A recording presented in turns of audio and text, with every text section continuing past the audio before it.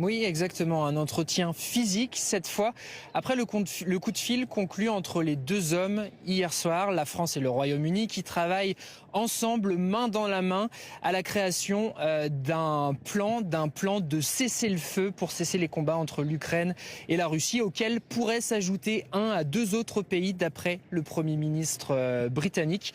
Londres et Paris qui s'entendent déjà sur la création d'une force de maintien de la paix avec déploiement de troupes au sol en cas de cessez-le-feu avec la Russie. Plus tôt dans la matinée, Keir Starmer, le Premier ministre britannique, a reçu la présidente du Conseil italien, Giorgia Meloni. Pour l'Italie, il ne faut pas que cette guerre divise l'Occident et les Européens. Elle ajoute que l'Italie et le Royaume-Uni sont même en mesure de créer des ponts. Robin Dussen, quel est le programme du reste de l'après-midi? Qu'est-ce qui nous attend durant ce grand sommet qui, on le répète, va commencer à Londres?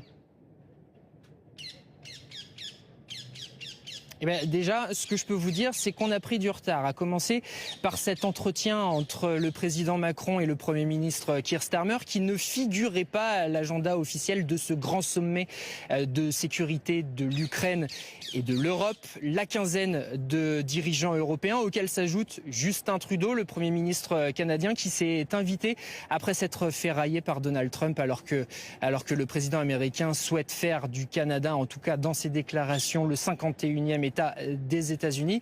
Eh bien, tous ces chefs d'État doivent arriver dans la prochaine heure. Le début de la séance plénière de ce grand sommet consacré à l'avenir de la sécurité européenne et de l'Ukraine doit, lui, se tenir vers 15h.